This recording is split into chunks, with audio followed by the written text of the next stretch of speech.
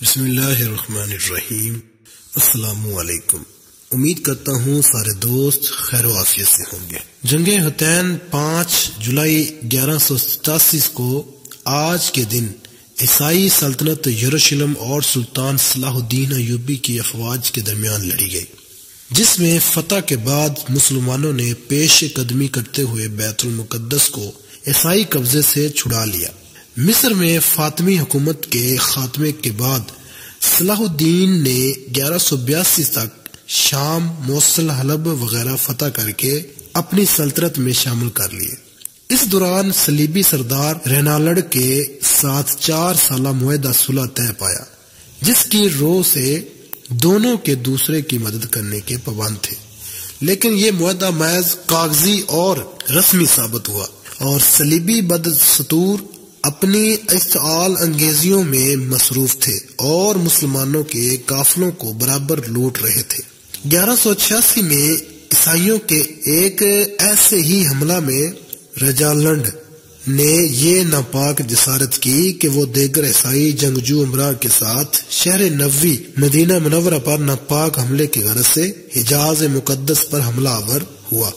صلاح الدین ایوبی نے ان کی سرگرمیوں کی روک تھام کے لیے فوری اقدامات کیے۔ نبی آخر الزمان صلی اللہ تعالی علیہ وسلم کے اس حقیقی غلام نے اس بدبخت صلیبی سردار رجالنڈ کا فوری تعقب کرتے ہوئے اسے حطین کے تاریخی مقام پر جا لایا۔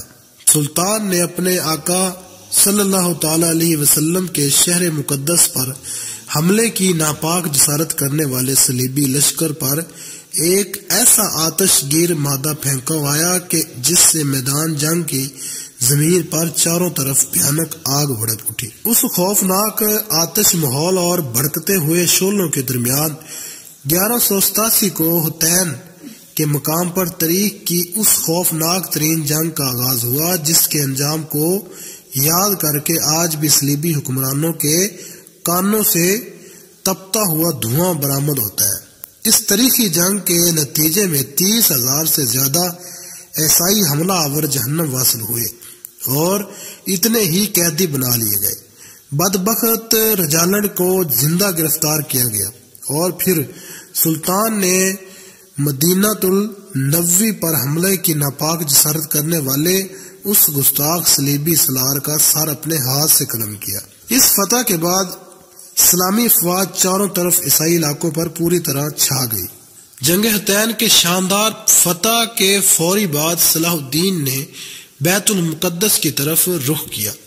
7 دن کی خون ریز جنگ کے بعد عیسائیوں نے ہتھیار ڈال کر سلطان سے رحم کی اپیل کی، اور یوں پورے 91 برس کے بعد قبلہ اول بیت المقدس دوبارہ مسلمانوں کے قبضے میں آ گیا۔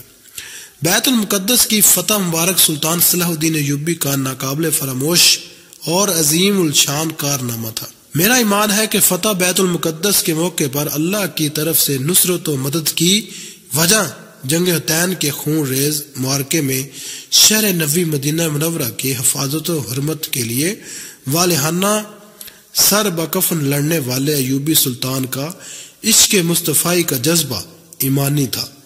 صدا آفرین کے اس مرد مجاہد نے جب تک شہر نبوی مدینہ منورہ کی طرف میلی آنکھ سے دیکھنے والے صلیبی لشکر کو خاک و خون میں روند نہیں ڈالا، تب تک یا تو وہ مرد مومن مسلح پر اپنے اللہ کے حضور حالت سجدے میں یا گھوڑے کی پیٹھ پر ہاتھ میں تلوار تھامے میدان جنگ میں موجود رہا۔ میرا حق اور یقین ہے کہ ایک سچے عاشق رسول صلاح الدین ایوبی اور اس کے سر بکف مجاہدوں نے اپنی جانیں ہتھیلی پر رکھ کر اللہ کے محبوب نبی آخر الزمان صلی اللہ تعالی علیہ وسلم کے مقدس نگری کی حفاظت کی، تو پھر مولا کائنات اللہ سبحانہ تعالی نے بھی قبلہ اول بیت المقدس کی مبارک فتح کا صحرا ان کے ماتھے پر سجا کر انہیں تاریخ میں امر کر دیا۔ مرحبا اس مسلم مجاہد کا کردار کہ سقوط بیت المقدس کے وقت صلیبیوں کے مسلمانوں کے ساتھ ظالمانہ سلوک کے برعکس سلطان ایوبی عیسائیوں پر کسی قسم کی زیادتی اور ظلم نہیں کیا۔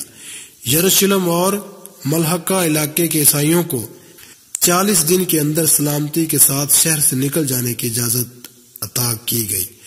رحم دل اور منصف ایوبی سلطان نے فدیہ کے بڑی معمولی سی رقم مقرر کی اور جو لوگ وہ بھی ادا نہ کر سکے انہیں بغیر ادائیگی فدیہ ہی شہر چھوڑنے کی اجازت دی گئی۔ بعض اشخاص کا زر فدیہ سلطان ایوبی نے اپنی طرف سے ادا کر کے انہیں آزادی دی۔ اس فتح عظیم کے بعد بیت المقدس پر تقریباً 762 سال تک مسلسل مسلمانوں کا قبضہ رہا۔ سبحان اللہ۔